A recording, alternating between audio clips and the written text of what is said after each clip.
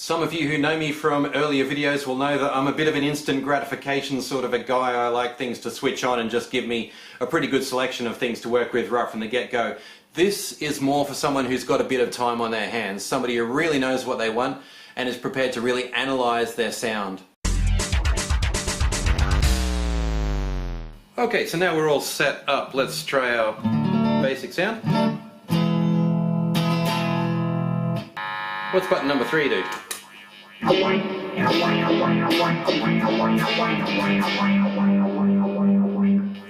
a bit of phaser there. I see that this button has 3 modes, a short tap, medium tap and a long hold, which give us different functions. I don't know if you can read it from that distance, but apparently a short tap is for a tap tempo.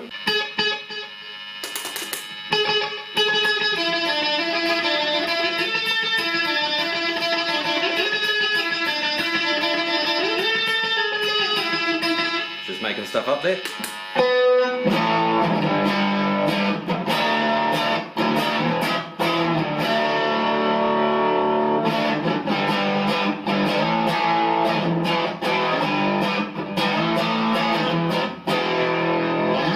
This might be a good moment to get out the manual and see if we've got a noise reduction function here. Well, after much searching, both in the manual and online, it appears that there is no noise reduction function in the DG60FX. So we'll just push on, and of course we've always got the old tricks of simply reducing the gain and compensating with more output.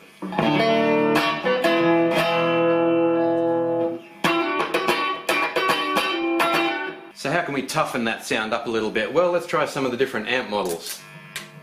Also, over here we've got speaker simulation. Why doesn't that come on? Might be a trick to it.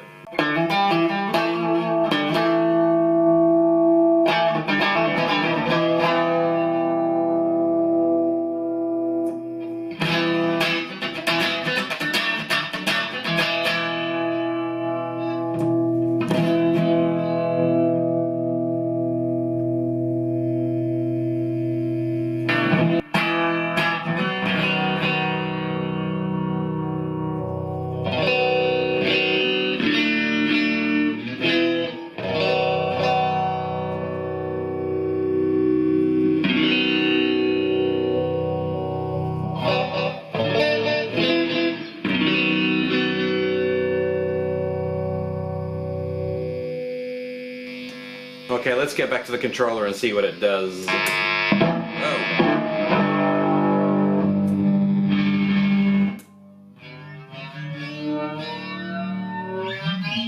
Well, it's taking us to all kinds of random places, so let's try again with the short tap, medium tap and long tap. Medium tap gives us bank options.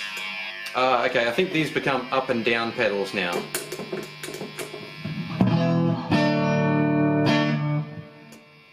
If I change bank,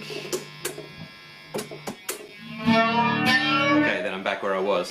Still a little bit confused by that. Finding some nice sounds by accident though.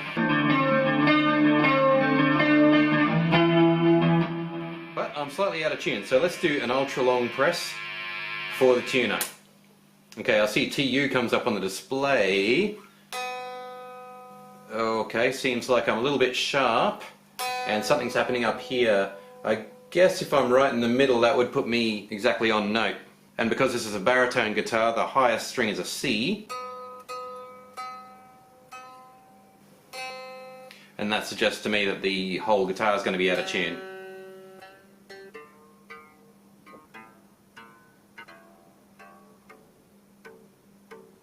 So it seems like the tuner is biased towards a more standard tuning for 6-string guitars, as it's jumping around a little bit trying to find my low C. But that's no biggie, I'll just do that by ear. I guess we do another long press here. Okay.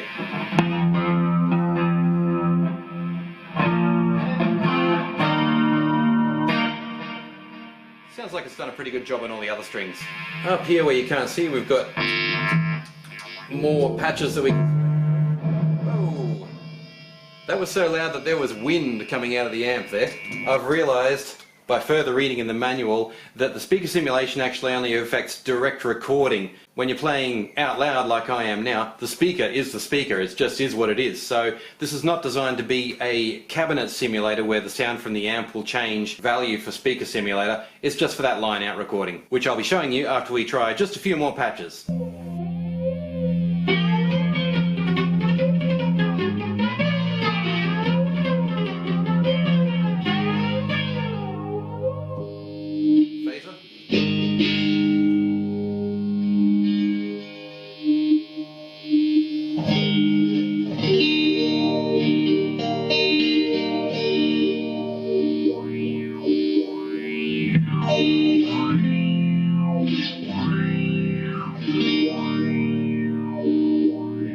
Rotary.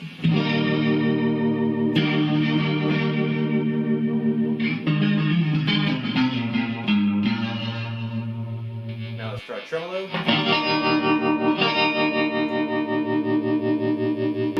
Add some delay to that to fill it out a bit.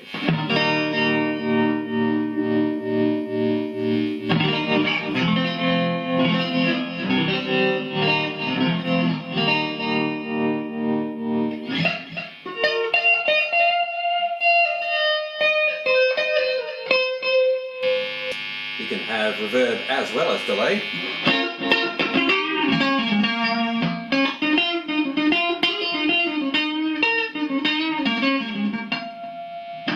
And let's try changing the presence control a little bit.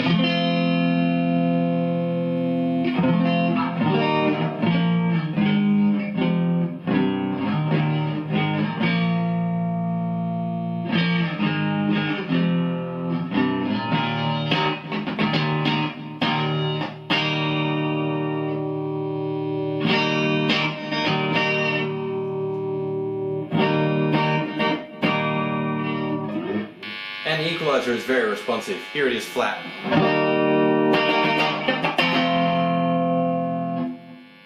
Scooped.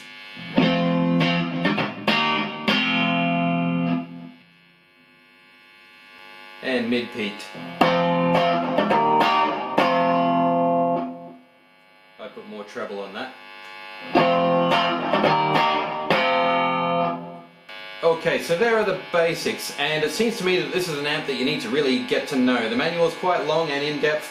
I need to learn more about this one, but it sense greatness. Let's hear some direct recordings.